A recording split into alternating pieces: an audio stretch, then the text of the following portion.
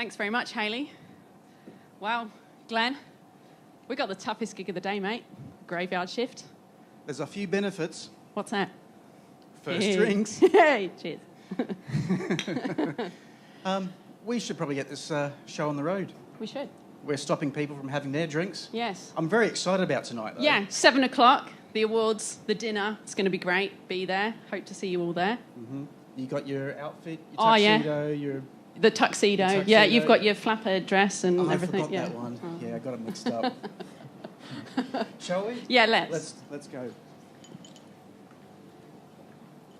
I guess while we're walking, we should just make a note that we are co-chairs of the Contractors Working Group, which for the last 14 or so months have been beavering away about how we as contractors can help ISCA and vice versa deal with some of the challenges that we face,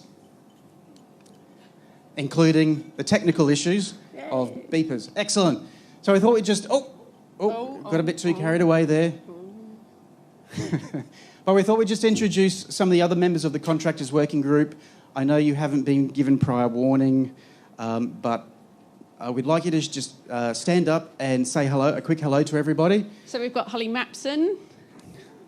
Yeah. Tim Clark, there he is. Rick Walters. Where's Rick? Over there, yep, fantastic. Scott Fraser's not here today, unfortunately. Sam Hayes, she was here earlier. She was here. She was over there. Right, note that. She's going to get her drinks for you. We've also got Mark Zabolch from Lend-Lease, Rami Youssef, who's a new member from Cellini, who've I missed out, Rory Bracken from Fulton Hogan, and Ainsley is our ISCA representative on the group as well. Yeah. Thank you, Ainsley. Fantastic. So we've been focusing our efforts on one of the things that we think contractors are most challenged about, and that is around once we have a contract or in the preparation of getting a contract, how do we define the value of sustainability, particularly in hard dollar D&C contracts where we are competing against a set minimum specifications, and if you put yourself at a commercial disadvantage by putting some bells and whistles on some great sustainability outcomes, but you don't win the tender because you're more expensive, how do we do that? But more importantly, how do we influence decision makers within our organisations that certain small-scale or medium-scale initiatives can actually get across the line? So you've heard about the 7 habits of highly effective people. We've come up with the 8 steps to sustainability awesomeness, also known as... what's the official title of our guide? That's the 8 steps? No. Yeah. So we've created a how-to guide for creating a business case for embedding sustainability initiatives into infrastructure projects. And there are 8 key steps in that, in the guide. There are 4 there. There's obviously another slide after this.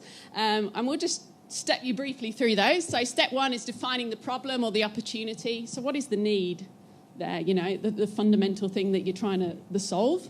What are the particular opportunities that need to be addressed or could be addressed?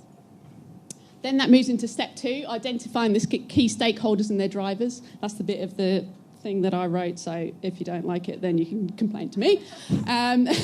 Understanding your key stakeholders who are involved in the decision-making, who are affected by the problem, the opportunities and their priorities.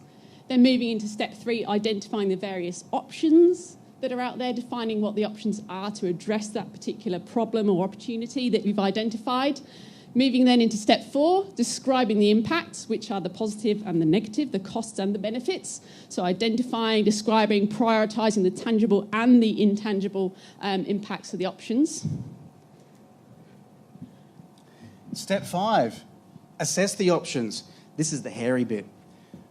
So you've got a variety of different tools to determine, to quantify the impacts and make some decisions, which is step 6. 7 is outline your plan. Seems a bit obvious there. In a way that's going to resonate with what the decision maker will consider. How do you put your argument in the best possible light? And step 8 is your executive summary or your elevator conversation. That's it. Press the button. Oh. That's it. Those are all the slides That's we've it, yeah. So, the idea is it's an easy-to-follow guide.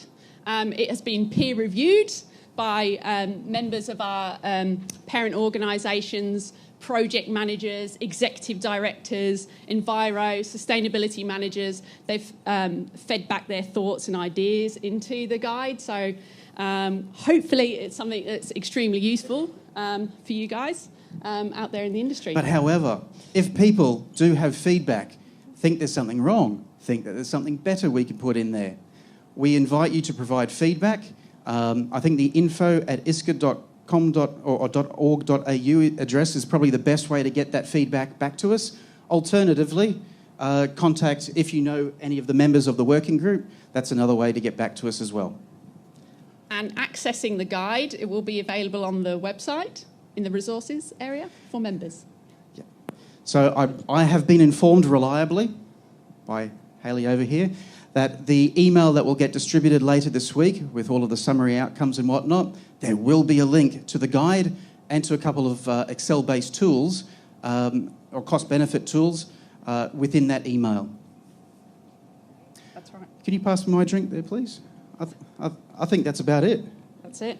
Cheers. Thank you very much, guys. Looking forward to seeing you tonight.